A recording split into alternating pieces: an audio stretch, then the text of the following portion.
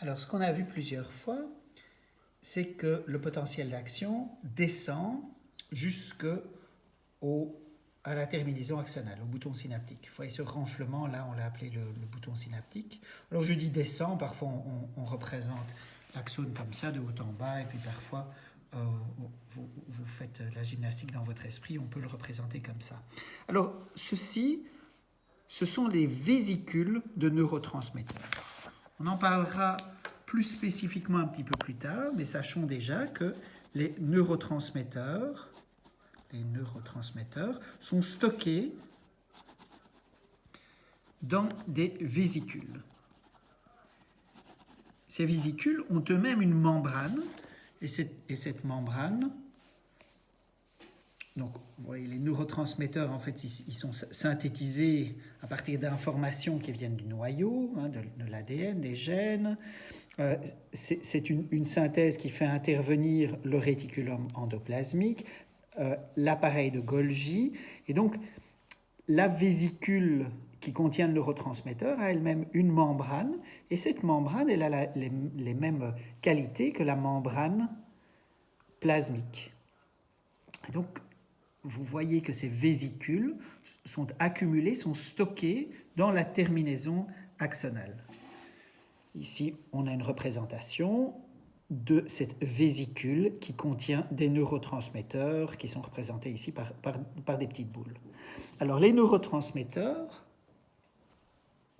se trouvent donc dans la terminaison axonale et un signal électrique et chimique va leur permettre de fusionner avec la membrane et de libérer leur contenu dans la fente synaptique, dans l'espace qui sépare le neurone présynaptique du neurone postsynaptique.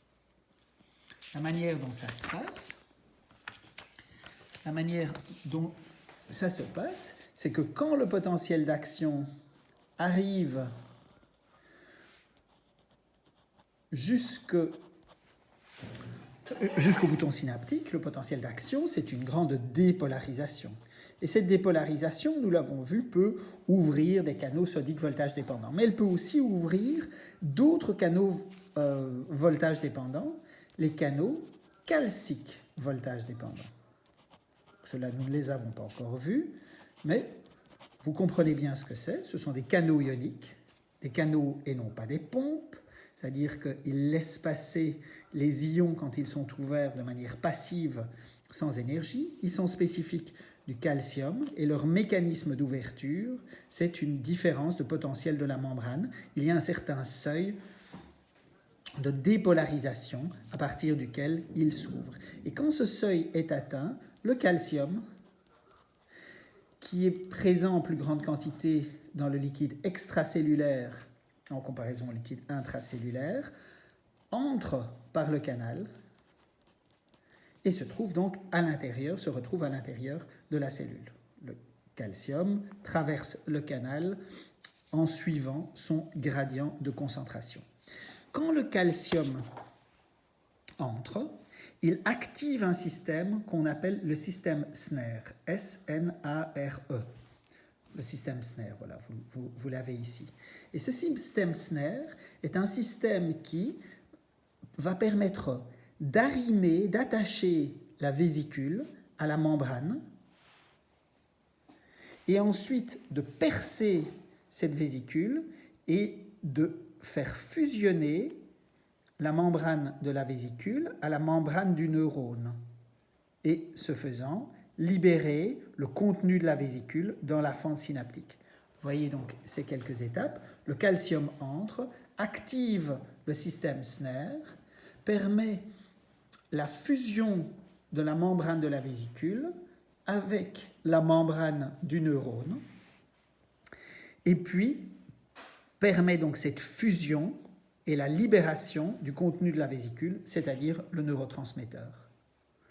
Ceci, on l'appelle le couplage électrochimique.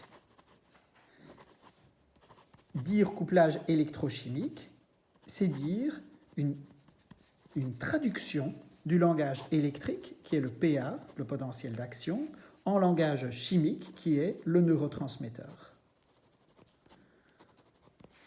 Vous voyez, je vous ai dit, le neurone a deux langages, et voici la jonction entre ces deux langages. Voici comment le langage électrique, le PA, va être traduit en langage chimique, le neurotransmetteur, par le système SNER, qui est calcium dépendant. Et d'où vient ce calcium?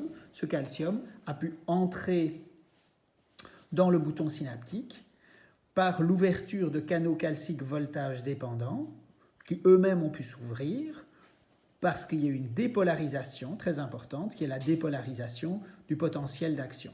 Vous comprenez mieux la fonction maintenant. Le neurone a été excité suffisamment pour produire un potentiel d'action. Ce potentiel d'action s'est propagé tout le long de l'axone, jusqu'à y compris la terminaison axonale. Et à ce niveau-là, la dépolarisation du potentiel d'action a permis d'ouvrir les canaux calciques voltage dépendants. Le calcium a activé le système SNER.